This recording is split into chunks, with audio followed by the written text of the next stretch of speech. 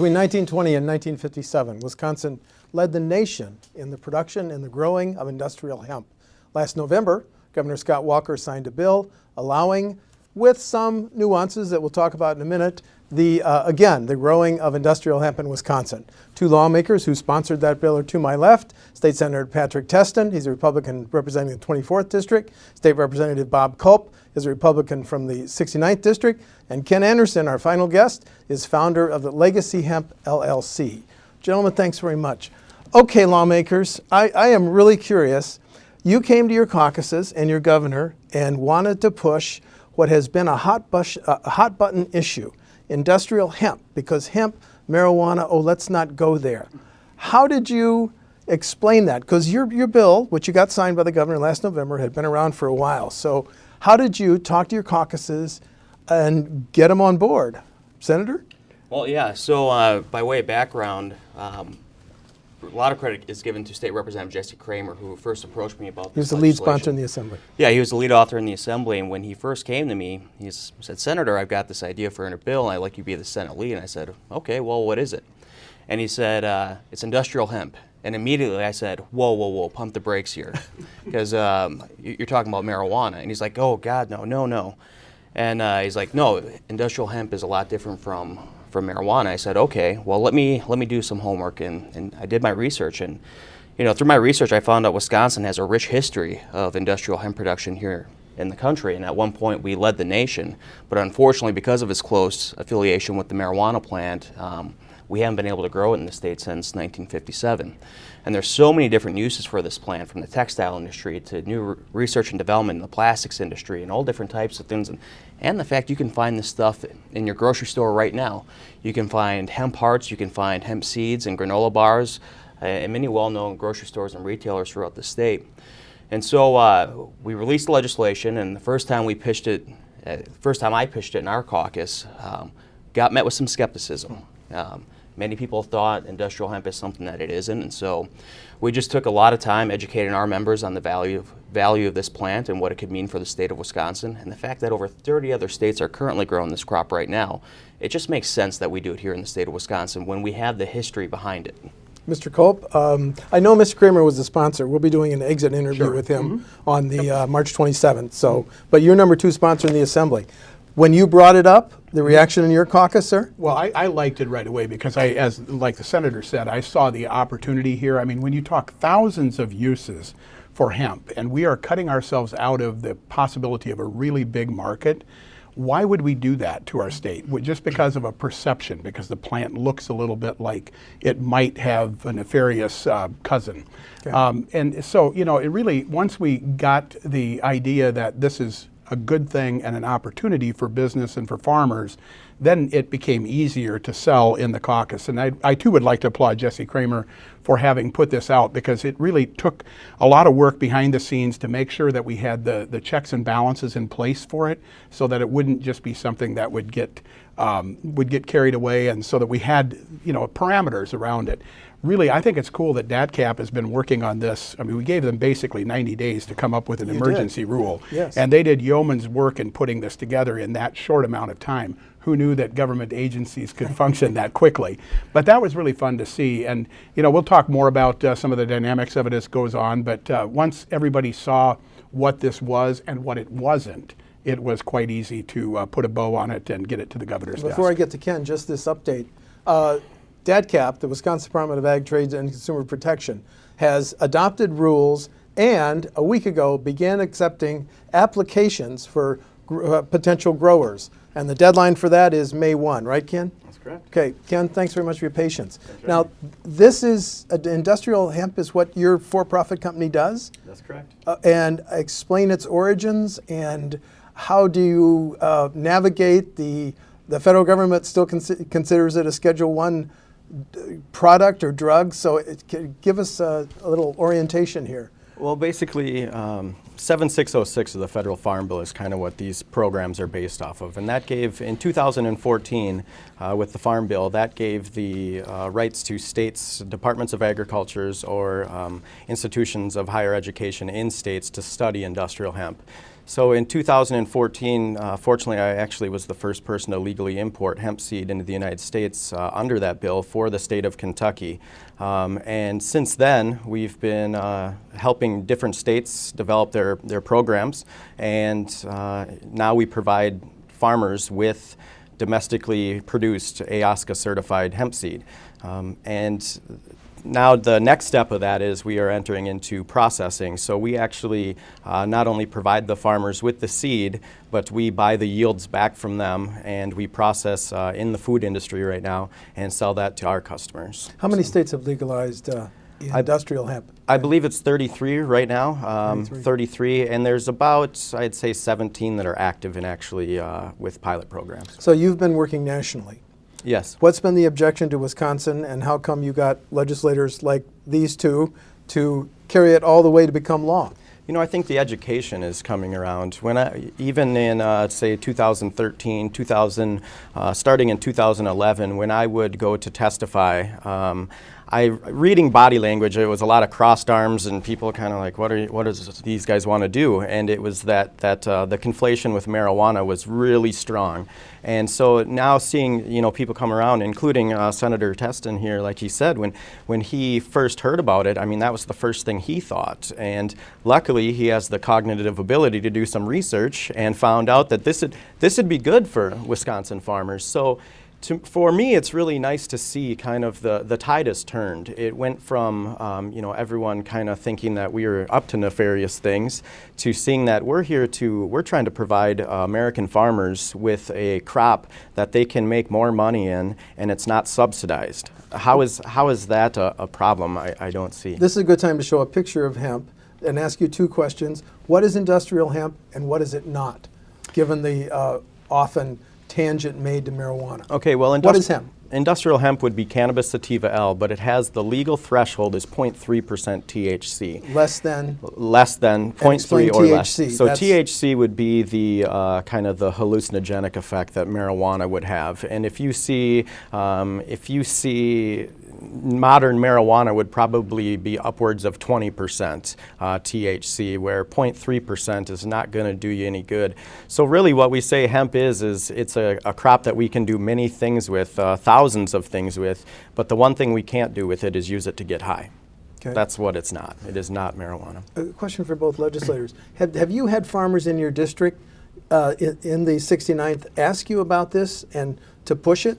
Representative Kulp? Absolutely. I mean, right now the farm economy is pretty depressed. The price of milk is down, soybeans, corn is way down. So farmers are seeing this as an opportunity to possibly help their farm out.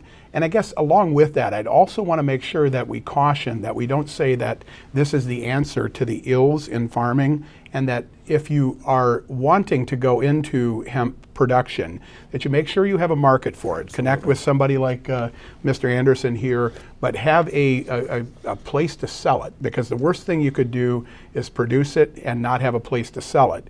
That would actually be detrimental to your farm income, of course, if you did that. So that's one caution. Otherwise, I see the potential, as being very, very good, especially as all these different uses are developed. I mean, I was thinking about an autobiography or biography I read of George Washington Carver.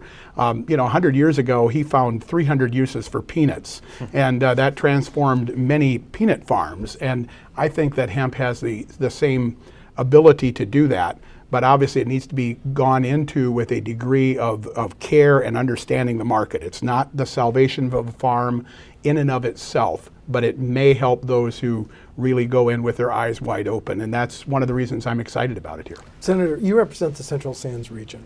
Very healthy production. In fact, we lead the nation in potatoes and vegetables and things like that. Have your farmers been asking for, as this is one more potential crop?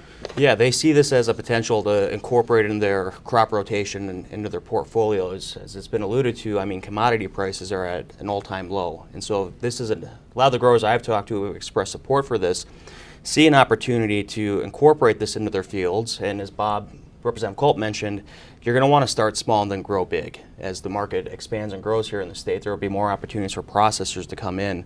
But I think long term, this is going to be another avenue for our farmers to hopefully up their margins. And more importantly, this is another great chance to lessen our dependence on a foreign import. Each year in the United States, we import anywhere between $500 to $600 million worth of industrial hemp just from Canada alone. And that doesn't even account for countries like India and China. So why not grow it here? We have a huge history and a track record of success in the United States, primarily here in the state of Wisconsin. So I think when we look back at this from 10, 15 years down the road, I think we're going to be in the conversation that Wisconsin's at the top of the list again in this crop. Ken, how can a nation import $600 million worth of a product that is still labeled a Schedule I drug? The only thing that is considered a Schedule I narcotic with industrial hemp is live planting seed. So once it's been processed or made non-viable, then you can transport it anywhere in the world really without any problems. When now I should mention to our viewers, there's a very helpful, WisconsinEye went to what amounted to a Hemp 101 session at the Chippewa Valley Technical College on January 30th. It lasted 2 hours and 45 minutes. You were there, Mr. Anderson. I think there were 200 to 300 interested people. Yeah. That's on the WisCI archives, and if you want more information, you should go there. But what I learned is how regulated industrial hemp is. And there's no other crop like it in Wisconsin. No. You have to, and let's show, you have to complete a application. You have to undergo a background check. You have to notify our DATCAP of GPS, and you have to destroy the crop at the end of the season. You can have no carryovers, and these are just some of the regulations. Can you talk about why a farmer, oh, by the way, DATCAP also said you will need to secure seed independently. Buying seed and moving it into Wisconsin is done at your own risk. Wisconsin law does not provide protection for interstate shipments.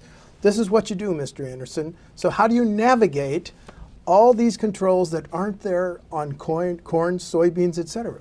Well, we sometimes we push the envelope, but we always stay above, we stay above board and we do what's legal. And right now, unfortunately, we're involved in a program that is still based upon appeasing law enforcement. So, if this were just open to study for, departments of ag and they said, well, let's study it, it would be a lot easier. But since it's still classified as a Schedule I narcotic, we do have to, the Department of Justice does still kind of have some say in what goes on. And although my belief is they shouldn't have, based upon 7606 of the Farm Bill, if you look at that, the first word on there is notwithstanding, and that is notwithstanding the Controlled Substance Act. That's what would give the DEA jurisdiction. But unfortunately, I talked about 2014 when we imported seed into Kentucky.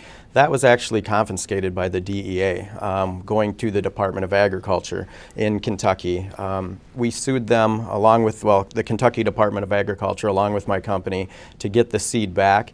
And I believe we would have won because the DEA is not supposed to have jurisdiction because we were going to a Department of Agriculture. But unfortunately, the Kentucky Department of Agriculture dropped the lawsuit and in order to get an expedited Schedule I narcotics import permit.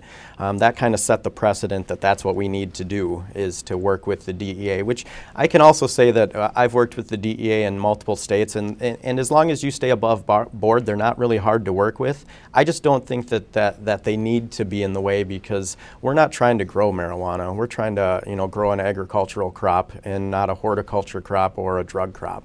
So navigating it is tough, because it also changes in the different states we work with different DEA agents, and it's not a standard over the board of how you work. I mean, it's different in every state. So it's tough, and I can't wait till we don't have it, but we need to pass federal legislation like 3530. That's federal legislation that would put hemp into the agriculture realm rather than the Schedule I narcotics realm. Our Department of Ag, Trade, and Consumer Protection must be licensed by the DEA to regulate this potential industry, right, Ken? That's incorrect. No, okay, fix it then.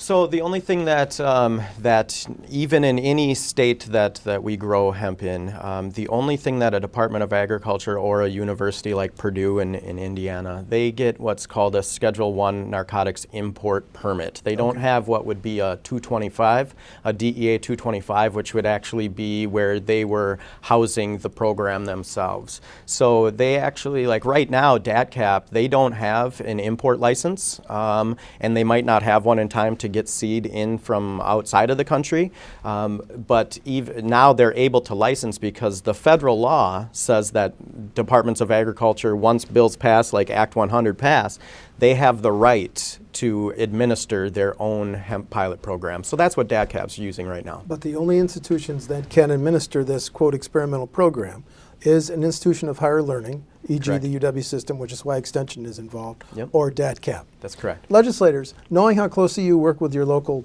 law enforcement, police chiefs and sheriffs and the Department of Justice, did your bill give them some initial amount of heartburn? I think initially there were some concerns, primarily with, because of it looks like marijuana, even though it's not marijuana.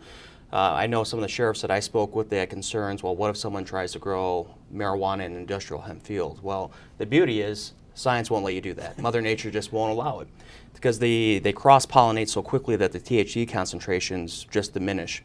And in fact, it's pretty interesting. And at one of the public hearings, we had a lawyer who is a cannabis lawyer who's originally from Wisconsin but's working out west, and said that in some states where they legally have marijuana growing operations, they actually have codified statute that says you can't grow industrial hemp within so many miles of this grow site because of the concerns of cross-pollination.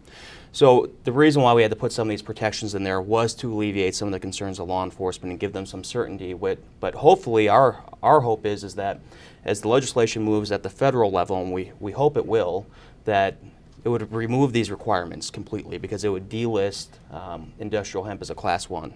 And so that's our hope, but in the meantime, we have to operate within the framework that's provided to us by the federal government. And so that's why we had to craft this legislation that would give our growers and processors as much certainty as possible here in the state of Wisconsin. And I think compared to some of the other states that have industrial hemp laws, I think ours is probably the strongest out of all of them.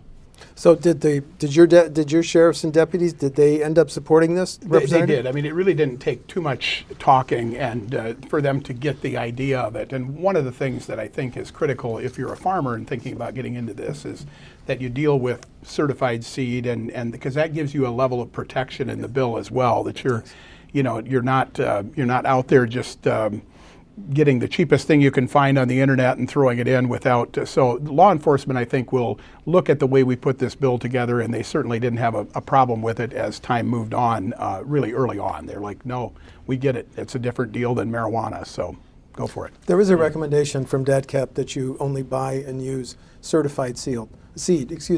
Who provides that? Does your company? Yes, we do. And is there a growing network of companies that provide certified seed? Yeah, a lot of the foreign companies that have certified seed are moving into America to produce it. We were the first to produce the domestic certified seed. But Who certifies it? Excuse me. AOSCA. So AOSCA, the Association of Seed Certifying Agencies. So in Wisconsin, that would be Wisconsin Crop Improvement Association.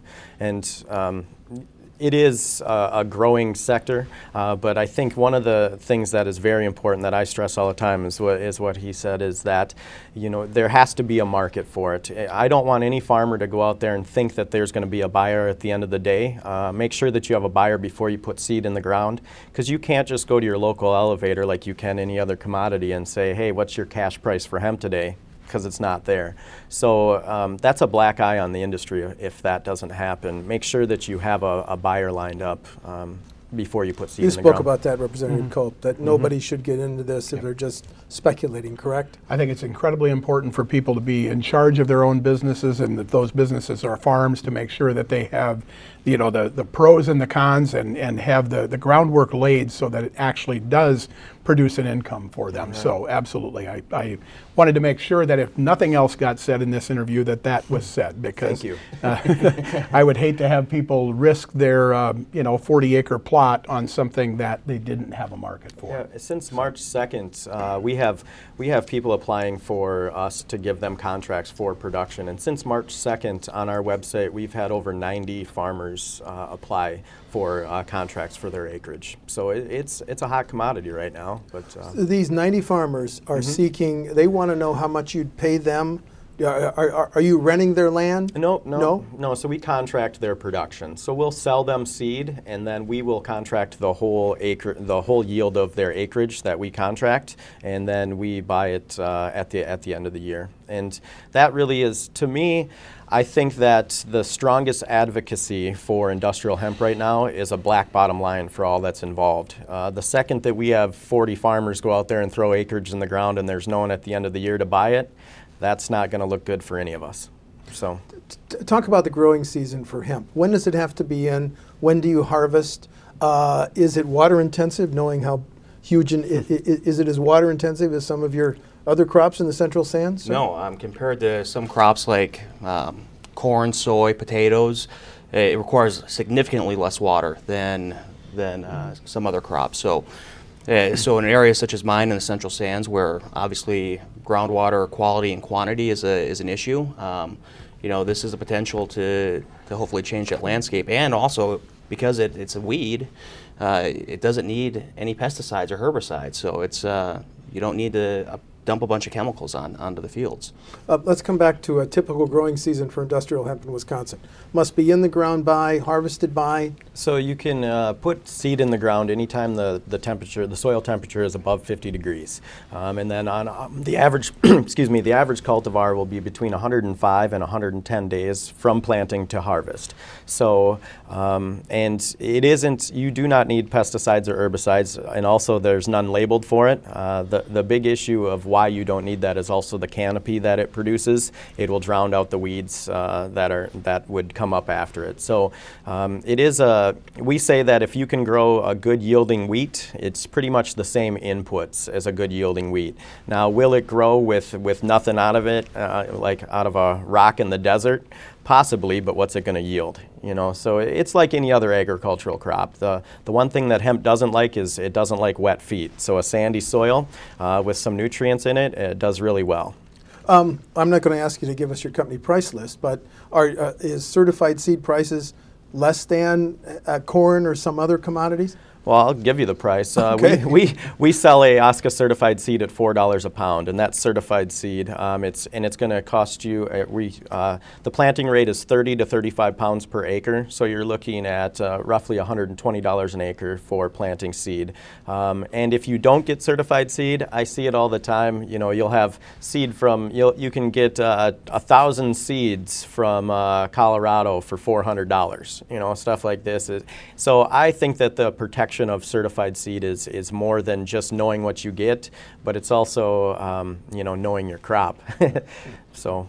Can I get 2 crops in a season or just 1 per year? Not up here, and especially you could if you were going to do what's called an auto flowering, but it's in this growing region, 1 crop is what you're going to get. But we've done studies where if you try to you could 2 crop it, but your yield is actually better with a single crop. So we've all seen police reports of ginseng thieves coming in the middle of the night and stealing ginseng because it's so valuable. Right. Has the theft of industrial hemp been a problem in other states? If it has happened, it would only happen once, because they're after it for a reason, and once they find out that reason that it doesn't get what they want, they don't come back. You'll make that mistake once. If I contract with your firm to grow industrial hemp, do you then guarantee me a price at the end of it? You Yes. do. Yes. And is that going to be pretty lucrative compared to, as what the senator says, we have a down price for some other commodities here? Yeah, we even with conventional, your kind of price points are conventional production is for grain is kind of your lowest price point, and that would be a little bit better than corn without any subsidies. Organic is really our main market, organic food production, and that pays much better than what you'd see in the average market. And then certified seed production is our highest netting for farmers, and they do real well. The spectrum is really from, it depends on your inputs that you need, it depends on if you're renting or own the land, it depends on a few things, but mainly farmers are going to make anywhere between $300 an acre net and up to $1,000 an acre.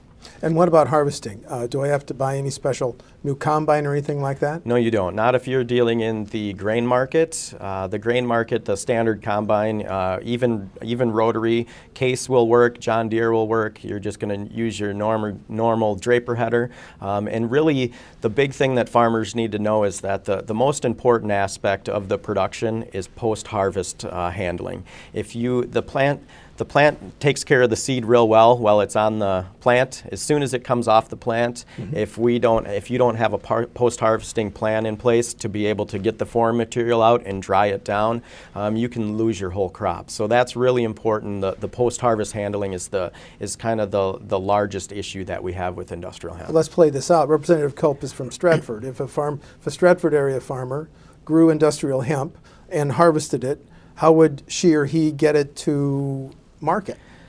Well, there's a few different things that we're looking at too, as far as a lot of the kind of our main market, once again, is the organic market, and a lot of these guys don't have the capability to clean the grain and get it storable so that we can just call from them, which is how you do on kind of your large commodities. You know, normally you're just going to do a call.